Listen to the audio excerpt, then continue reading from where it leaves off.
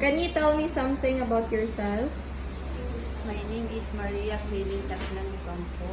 I'm a Filipino. I'm 29 years old. I have husband and one son.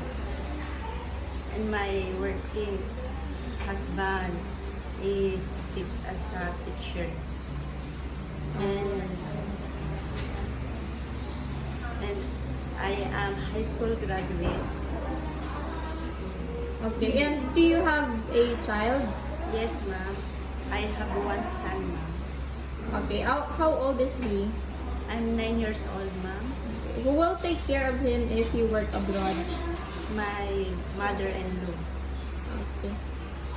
Did you had an experience working as housemaid before? Yes, ma'am. I have in Philippines. Okay, can you tell me how long did you work and what were your duties inside the house?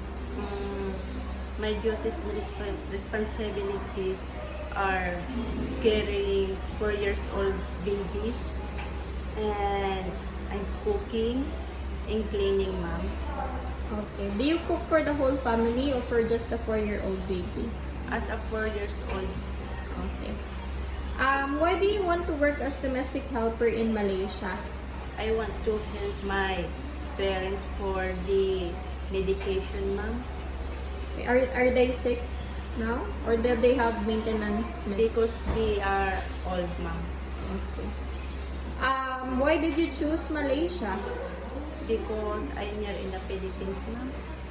And, So, okay. and in Asia, ma'am. Okay.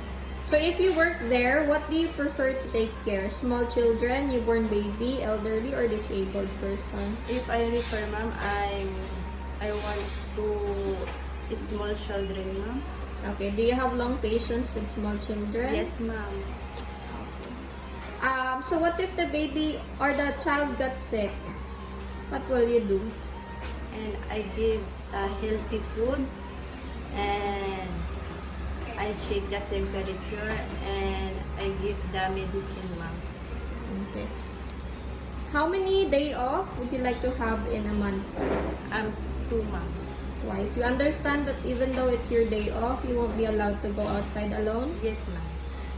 With your cell phone, are you willing to surrender it to your employer during working hours? Yes, ma'am. Are you willing to work with an employer who has pets inside the house? Yes, ma'am. Do you have any allergies with pets? No, ma'am. With food, do you have any allergy? No, ma'am. Any food that you don't like to eat? No, ma'am. None, okay. This is your first time working abroad, right? Yes, ma'am. What if you miss your son? What will you do? I'm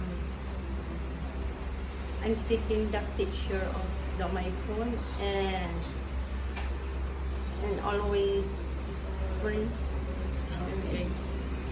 Lastly, can you tell me what is your dream for your son? I want to finish the college of my son. Okay.